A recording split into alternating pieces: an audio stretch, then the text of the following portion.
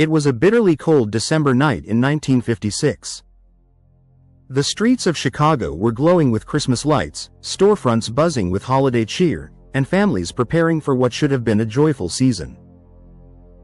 But beneath that warmth, something dark was already beginning to unfold. Two young sisters, full of life and excitement, stepped out into the winter air.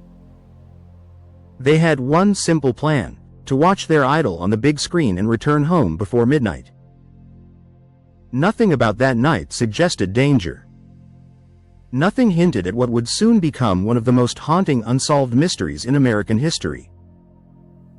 Hours passed. Then morning came. And the girls never returned.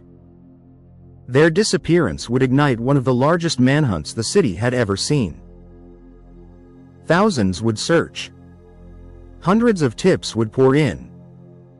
But what was uncovered would only deepen the mystery and leave behind a chilling question that still lingers today. What really happened to the Grimes sisters? The deep storytelling: the victims were 15-year-old Barbara Grimes and her 13-year-old sister Patricia Grimes. They lived with their mother in a modest home on Chicago's West Side.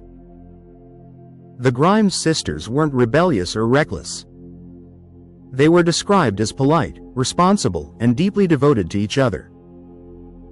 Like many teenagers in the 1950s, they were huge fans of Elvis Presley.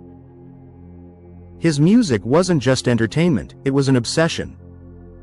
So when his film Love Me Tender hit theaters, the girls begged their mother for permission to see it. On the evening of December 28, 1956, they were given the green light. They left home around 7:30 p.m., bundled against the cold, heading to the Brighton Theater. They carried just enough money for the movie and bus fare home. Their mother expected them back by around 11 p.m. But midnight came. Then 1 a.m. The house remained silent. By morning, panic had set in. At first, police assumed the girls had simply stayed out late or gone to a friend's house.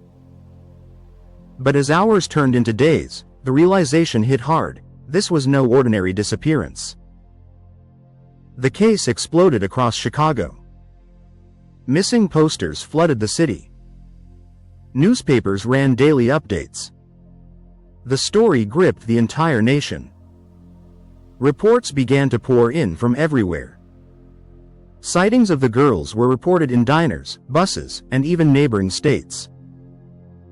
Some claimed they had seen Barbara and Patricia alive days after they vanished. One waitress insisted the girls had been in her restaurant, laughing and eating hamburgers. But none of these sightings were ever confirmed. Weeks passed with no solid leads. Then, nearly a month later, on January 22, 1957, a devastating discovery was made.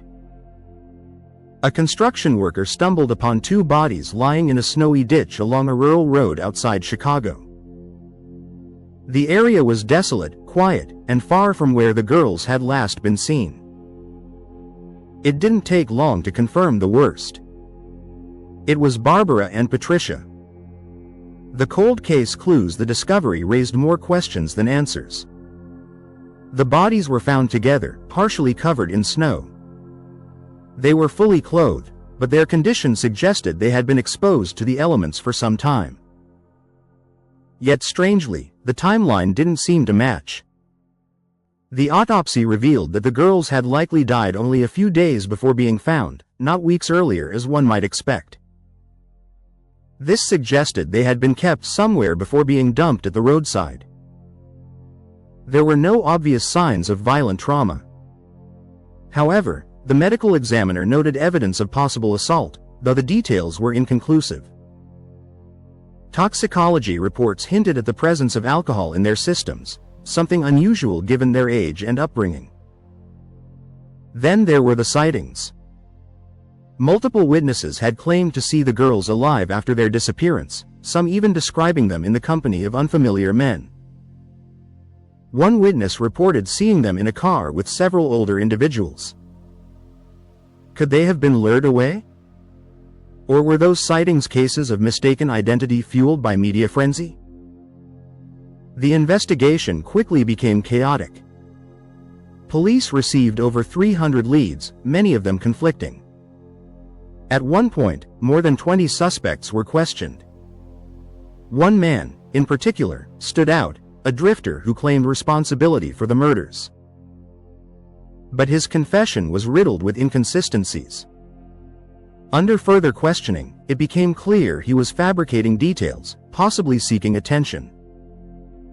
Then came another suspect, a known offender with a history of violence. But again, there was not enough evidence to charge him. The case began to unravel. And the truth slipped further away. The theories over the decades, several theories have emerged, some grounded in logic, others veering into the unsettling unknown. The first and most widely accepted theory is that the girls were abducted by someone they either knew or trusted.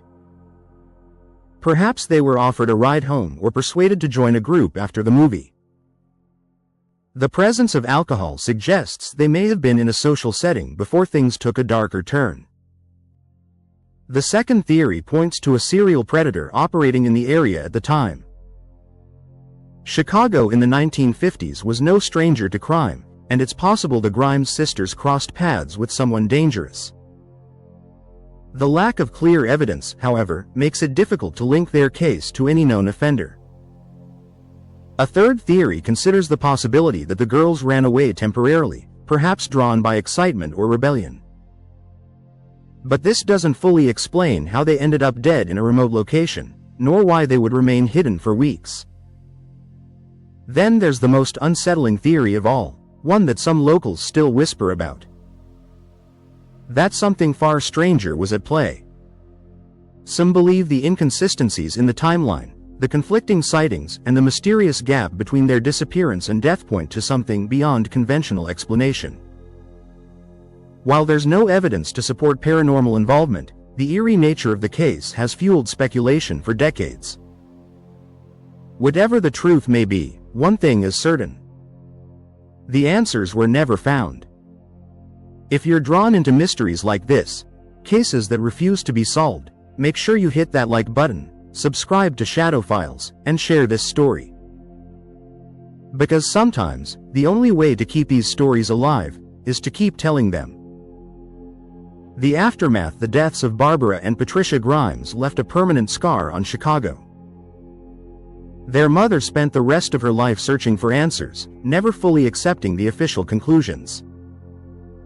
The case remains officially unsolved to this day. No arrests. No convictions. Just silence. And a lingering sense that something crucial was missed. Even now, decades later, investigators and true crime enthusiasts continue to revisit the case, hoping that new technology or fresh perspectives might finally uncover the truth. But time has a way of burying secrets. And some mysteries refuse to be solved. Closing: two sisters. One night. A city full of witnesses. And yet, no one saw what truly mattered. The story of the Grimes sisters isn't just a mystery, it's a reminder of how quickly normal life can turn into something unthinkable. And somewhere out there, the truth still exists. Waiting. If you want more deep dives into America's darkest unsolved cases, don't forget to subscribe to Shadow Files, hit the notification bell, and share this video with someone who loves true crime. Because the next mystery might be even darker.